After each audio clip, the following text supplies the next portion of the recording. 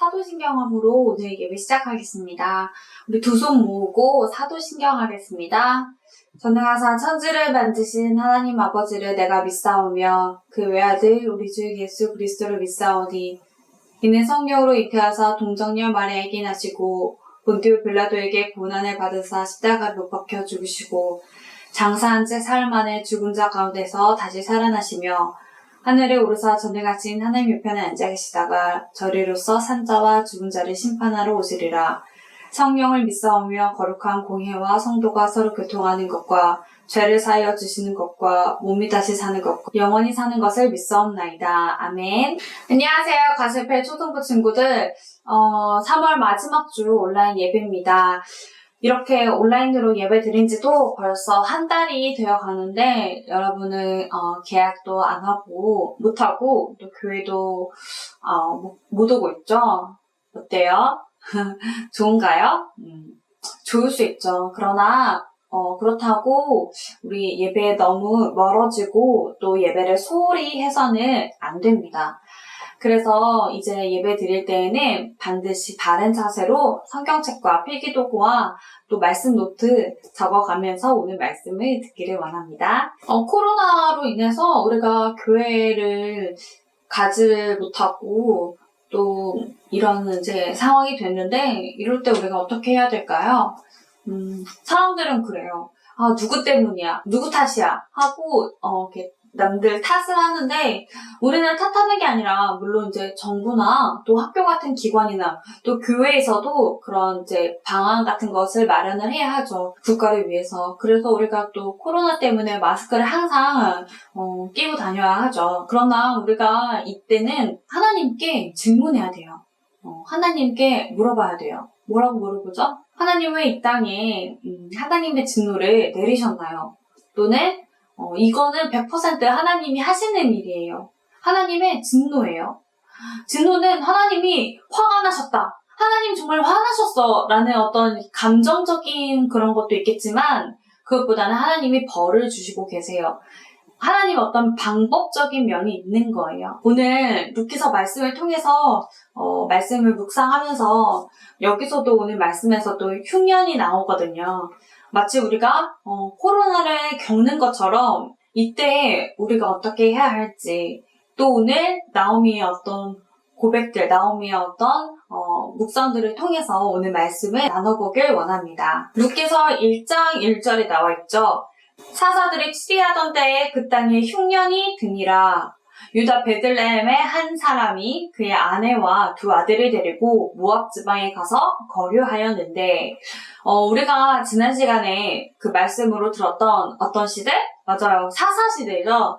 사사시대가 시작되는 그 시기가 바로 오늘 말씀의 어떤 부분이에요. 그 말은 이스라엘 백성들이 하나님의 인도로, 하나님의 섭리로 약속의 땅인 가나안에 딱 정착을 했는데 하나님께서 정착하면서 하신 말씀이 이방 신들, 우상들은 모두 멸절, 버리라고 하셨는데 그 약속을 이스라엘 백성들이 지켰나요? 아니죠. 지키지 않았죠. 하나님의 말씀을 듣지 않았어요. 그것은 불순종했다는 거예요.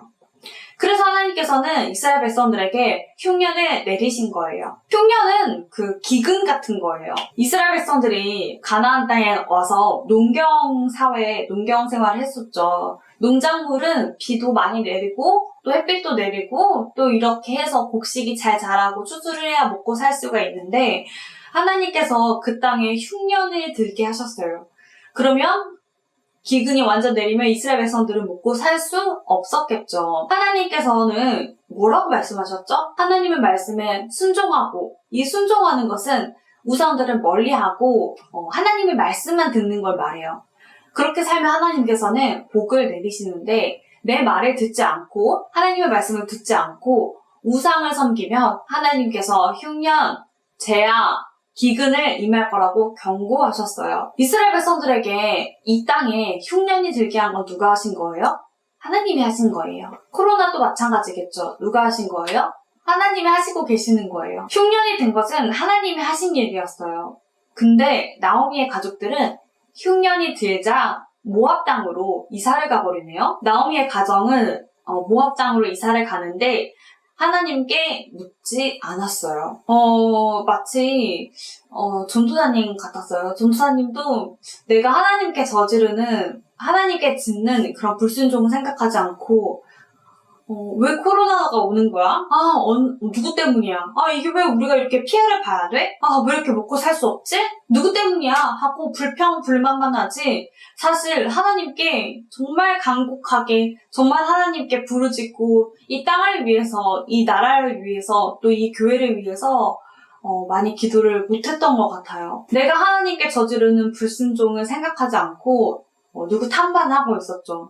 마치 나오미의 가정이 그런 상황이었어요. 흉년 때문에 나오미의 가정은 이사를 가죠. 모압 땅으로. 하나님의 인도로 이스라엘 백성들이 이 가나안 땅에 정착을 했는데 흉년이 들자마자 이사를 가버린 거예요. 우리는 어떤 문제와 사건들을 만나면 꼭 하나님께 질문해야 돼요. 그렇지 않으면 내 생각대로 또는 내 판단대로 가나안에 물들어버린 그런 우상들을 접해버린 그런 상태로 접어들게 되죠. 그거는 완전 하나님의 불순종이에요. 그 결과가 하나님이 약속하신 그 가나안 땅을 벗어나 버리게 된 거고, 또 나오미와 나오미의 남편 엘리멜렉이 이 두 아들을 이방 여인과 결혼시킨 것이 그 가나안 땅에 물들어버린, 우상에 물들어버린 그런 상태를 의미하고 있는 거겠죠.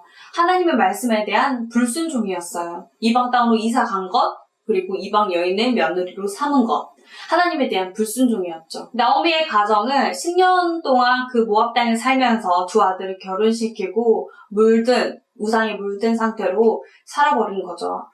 그 결과 그곳에 살면서 어떤 일이 벌어질까요? 남편이 죽고, 오늘 성경에 기록된 대로 두 아들이 죽고 나오미와 두 며느리만 남게 되었어요.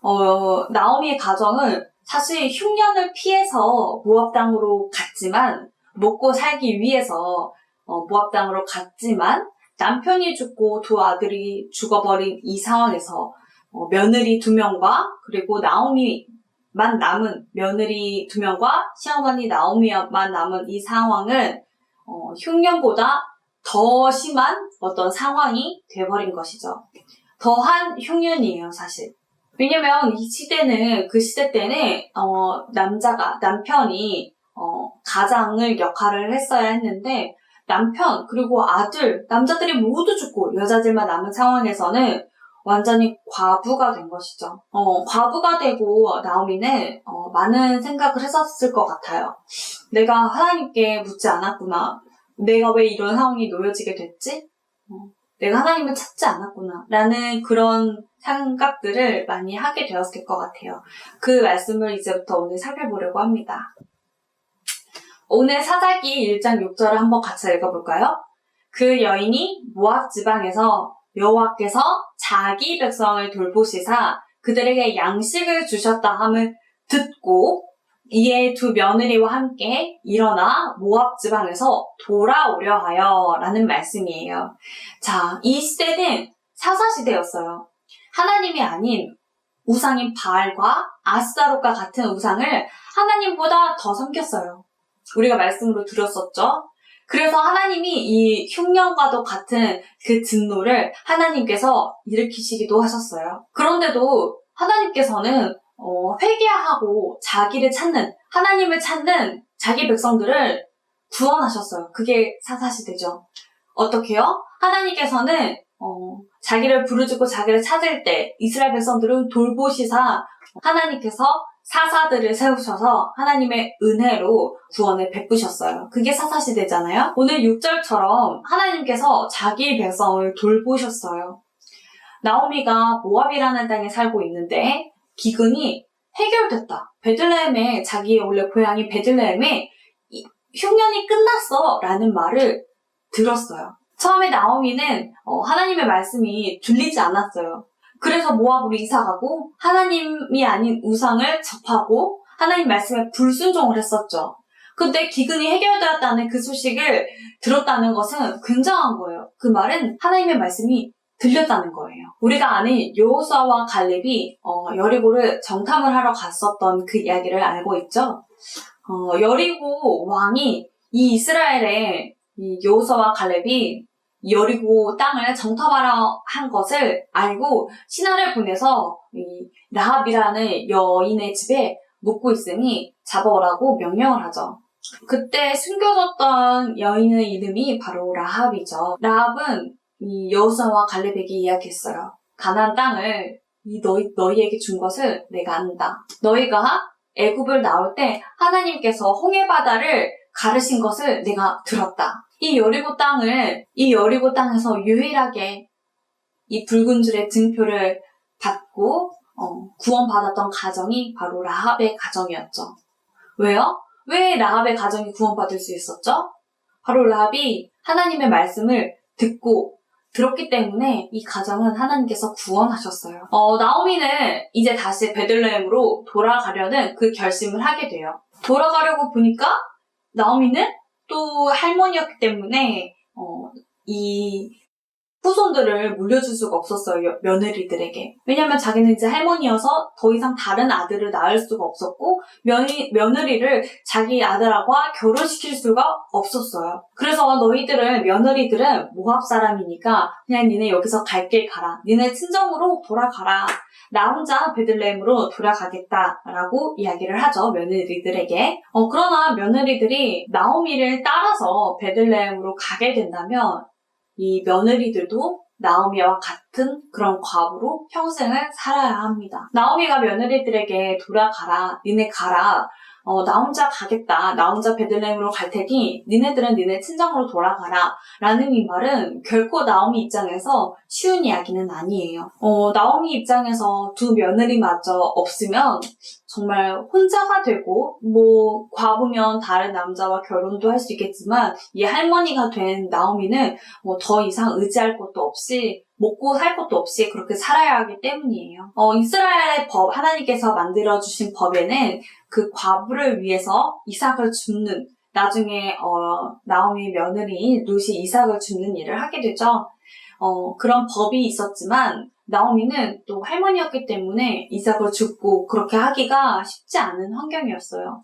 쉽지 않은 상황이었죠. 이삭을 주우려면 허리를 이렇게 숙여서 이삭을 밑에서 떨어지는 그 이삭을 줍고 노동이었기 때문에 할머니인 나오미가 하기에는 쉬운 일이 아니에요. 그런데도 오늘 말씀에서 나오미가 혼자 돌아간다고 며느리들에게 이야기했죠. 나오미 입장에선 며느리가 필요해요. 그냥 모압 땅에서 며느리들이랑 그냥 사는 게 나오미 입장에선 훨씬 편했을 거예요. 그냥 돌아가지 않고 그냥 며느리들과 함께 모압 땅에서 그냥 살면 훨씬 더 나오미에겐 편했을 거예요. 그런데 며느리들을 가라 하고 혼자서 베들레헴을 굳이 가려고 하는, 더 어려운 길을 가려고 하는 이유가 뭘까요? 왜요? 그 땅의 기근이 끝났기 때문에 나오미가 돌아가려고 했을까요? 아니요. 오늘 나오미는 지금 자신에게 일어나는 그 일들이 내가 하나님을 떠나서 불순종한 것에 대한 것을 완전히 회개했어요. 그리고 깨달았기 때문에 돌아간다고 이야기한 거예요. 그래서 나오미는 13절에 여호와의 손이 치셨다라는 그런 고백을 할 수 있었던 것이죠.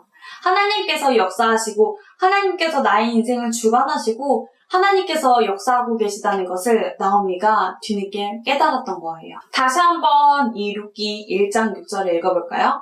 여호와께서 자기 백성을 돌보시사.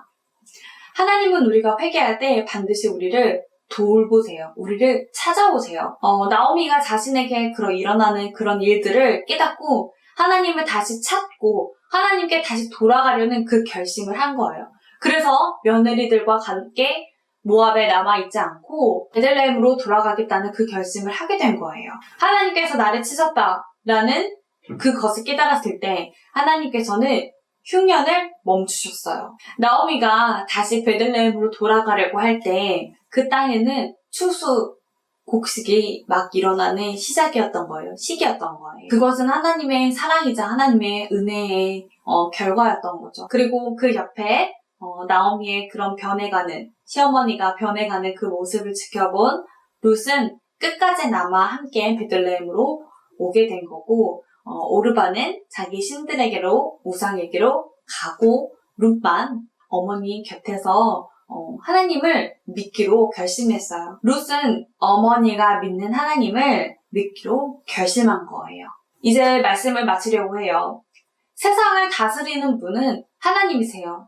세상을 주관하시는 분도 하나님이시고 이 세상을 통치하고 이 세상의 모든 섭리를 이뤄내시는 것은 하나님이세요. 하나님의 진노는 하나님의 자녀가, 믿음의 자녀들이 하나님을 떠나 불순종하여 우상을 섬길 때 일어나는 것이 하나님의 진노예요. 하나님은 진노하세요. 우리가 다시 하나님을 찾고 우리가 다시 하나님께 돌아가고 우리가 하나님께 다시 질문할 때 하나님께서는 자기 백성을 돌보신다고 오늘 성경은 기록을 하고 있습니다. 우리는 하나님께 묻지 않아요.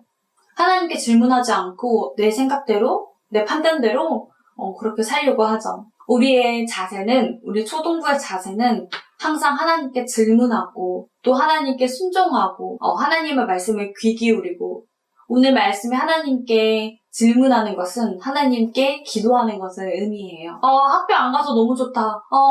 코로나여서 학교도 안 가고 교회도 안 가고 너무 편해. 혹시 이런 마음을 갖고 있다면 우리가 하나님의 진노가 왜 일어났는지, 내가 하나님보다 더 가까이 했던 우상들은 뭐가 있었는지, 하나님께서는 우리가 기도할 때, 우리 초동부와 믿음의 자녀들이 기도할 때 하나님께서는 자기 백성을 돌보신다고 오늘 성경을 기록하고 있어요.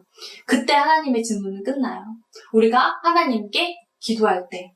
하나님께서 이 세상을 주관하시고 이 세상의 왕이시기 때문에 우리가 항상 하나님께 질문하고 하나님께 돌아가고 하나님만 의지하는 우리 초동부가 되기를 간절히 기도합니다. 그래서 우리가 정말 나라를 위해서 또 우리 가정을 위해서 또 지금 일어나는 이 코로나 바이러스에 대한 하나님의 어떤 뜻이 무엇인지 우리가 함께 기도하고 또 하나님의 음성을 듣는 우리 초동부가 되기를 간절히 기도합니다. 이 시간 주기도문함으로 오늘 말씀 마치려고 합니다. 다 함께 주기도문 하겠습니다. 하늘에 계신 우리 아버지여, 이름이 거룩히 여김을 받으시오며 나라가 임하시오며 뜻이 하늘에서 이루어진 것 같이 땅에서도 이루어져. 오늘날 우리에게 일용할 양식을 주시옵고 우리가 우리에게 죄 지은 자를 사하여 준 것 같이 우리 죄를 사하여 주시옵고 우리를 시험에 들게 하지 마시옵고 다만 악에서 구하시옵소서. 나라와 권세와 영광이 아버지께 영원히 있사옵나이다. 아멘. 우리 초등부 친구들, 그럼 우리 다음 주 예배로 만나요. 안녕.